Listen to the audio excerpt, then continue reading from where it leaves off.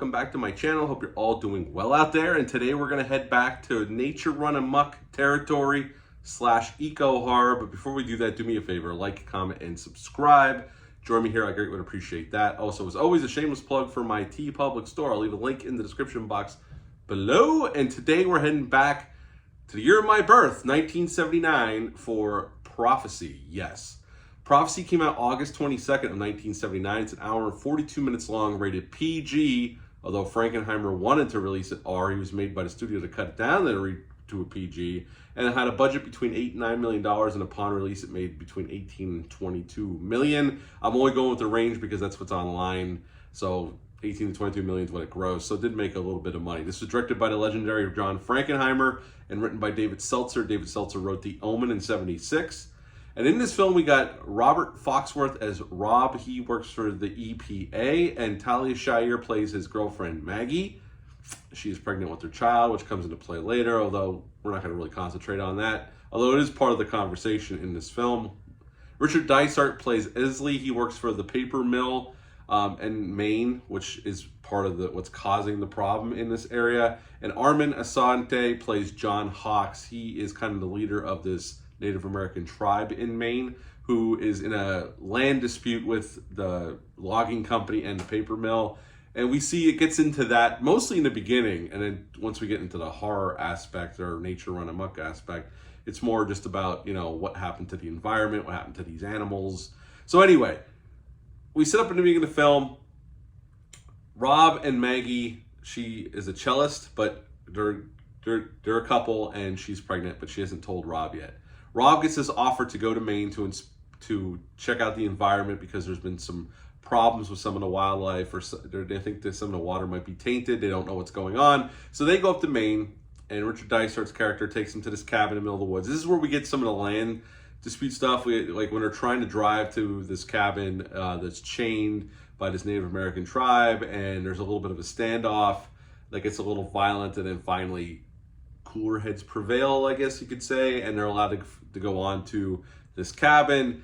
And, you know, Rob gets approached by John and this other woman who's a part of the tribe about coming to check they tell him about some of the problems they've had. Like some of the women have had miscarriages, or the babies are born deformed or with problems. And pretty soon this all culminates in this mutated bear that they find out that the paper mill is using mercury to process the paper, that they're not supposed to. It was outlawed years ago, but they continue to do it because it's cheap. And it's starting to impact the wildlife. The fish are growing bigger than they should. Tadpoles are bigger. We see all this throughout the film, and finally they find these two mutated bear cubs trapped in this fishing net, and one is still alive, and Rob wants to keep it alive for proof. And this is where the horror kicks in. Now, the bear really doesn't show up fully until way after the halfway point. So the movie does definitely take its time. Then they're in this like little Indian tribe village, like tents, teepees are set up. They're trying to keep this little cub bear alive, and the mother shows up and attacks. And it's a pretty good, well-handled attack scene. I mean, John Frankenheimer was a legend at action scenes and suspense scenes, and he does pretty good here. The way it's handled isn't the problem. We'll get into the problem, the one glaring problem of this film. So there's a pretty cool bear attack. They survive. Most people get killed, but mainly people survive. And now they're trying to make their way out of it. This bear is on the hunt, trying to kill them. And they go back to their cabin, this pretty cool lake scene, and eventually Rob ends up killing the bear. And that's the end of Prophecy. So what's to like about this film? Well, the direction for Frankenheimer was a legend, and I think there's some really terrific shots here. The landscape shots are gorgeous. There's a really cool shot when the bear attacks the little Native American community, the teepees that are set up. And this Jeep explodes, and the one elder has glasses, and he's watching. And the shot is on him, but you can see the reflection of the fire and what's going on out of his glasses. Really inventive shot, really cool, especially for 1979. This is really cool, inventive stuff. And like I said, the landscape shots are gorgeous. I mean, there's some beautiful direction going on here in cinematography throughout the film. I think the acting's really well done. Everybody across the board is good here at what they're given to do. The plot itself is decent, and this is kind of an eco-horror film, nature run amok hybrid, where this paper mill is dumping mercury. It's affecting the wildlife. It's affecting humans because the Native Americans are living off the land. So now their women are having issues through childbirth, and the children are having issues. And we see that reflected in the wildlife itself.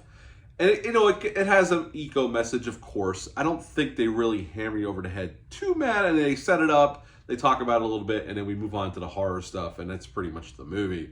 But there's a little side plot where, like I said, Talia Shirer's character, Maggie, is pregnant. She finally tells Rob, after they're living in this cabin for a little bit, they've been eating the fish, and when they finally discovered there's mercury tainting the waterways, Maggie starts freaking out that there's going to be something wrong with her baby, and that's when that side plot kind of rears its head.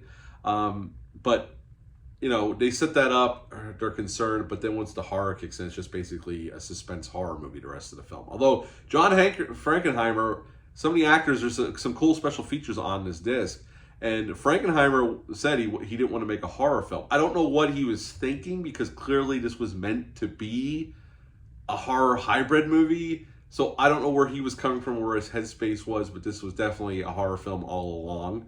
But they said that multiple of the actors, Talia Shire, they interviewed David Seltzer's on here, Robert Foxworth is on here, and they all said the same thing.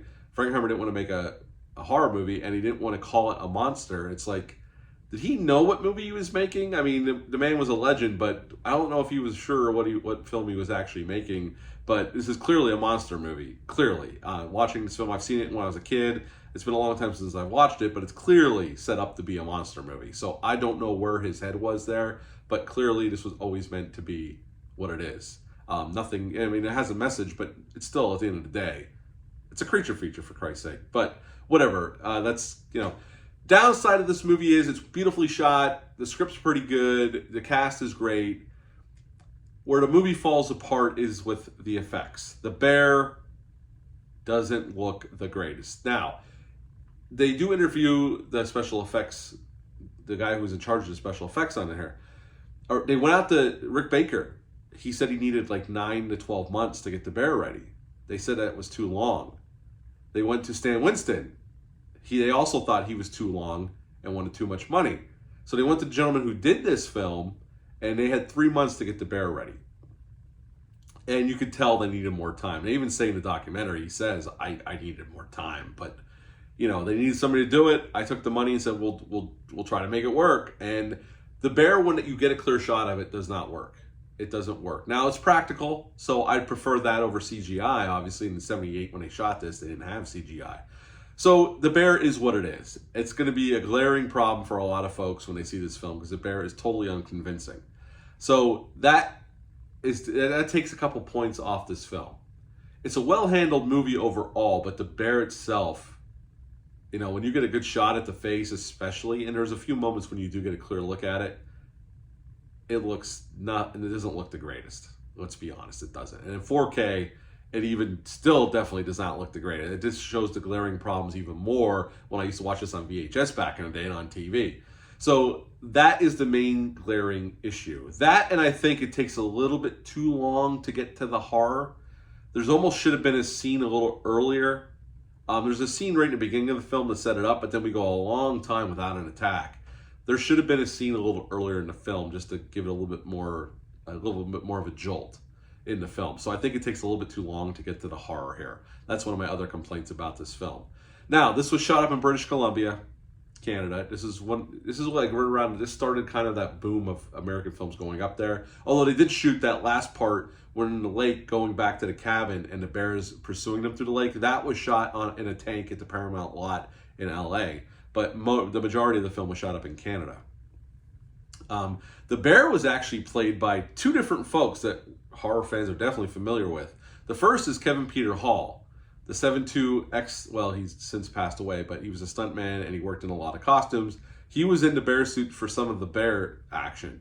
And he was obviously the Predator in Predator 1, Predator 2, and he was Harry and the Hendersons. He played Bigfoot in that film. Also, the other guy who played in the suit is very familiar to horror fans, and that's Tom McLaughlin, who wrote and directed Friday the 13th Part 6, Jason Lives.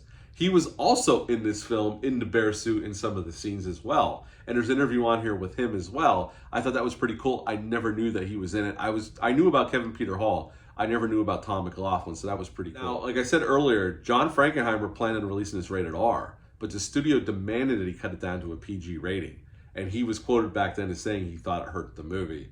Although I would say the bear itself probably hurt the movie, unfortunately. And there's a couple really cheesy scenes, like with the bear, when he does an action and it comes off as kind of funny unintentionally. It definitely wasn't intentionally, but it comes off as pretty funny.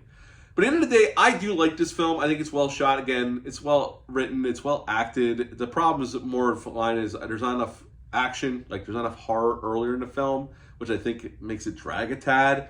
And then the bear is not convincing at all. Again, I prefer it over a CGI blob, but at the end of the day, when you see it, especially in 4K, it doesn't hold up to modern day scrutiny, or even back in the day. I always thought the bear looked kind of hokey. Again, prefer practical over digital effects, but the bear they could have definitely used more time getting the bear right, and I don't think they quite got there, unfortunately. Now, this disc from Kino Lorber has a great transfer on it. The movie looks great, it sounds good, and the special features are ported over from the old Scream Factory disc, but they're all well done, and there's a bunch of special features on here as well. So the disc is really well done. So if you like this film, it's definitely worth the upgrade. At the end of the day, I like this movie, so I would give this one a 7.5 out of 10. 7.5 out of 10 for Prophecy. Have you ever seen this movie? Leave a comment down below, let me know. Hit the thumbs up, hit the subscribe button, share this video. I greatly would appreciate that. That's it for this one. I'll be back soon with some more reviews, but until next time, bye.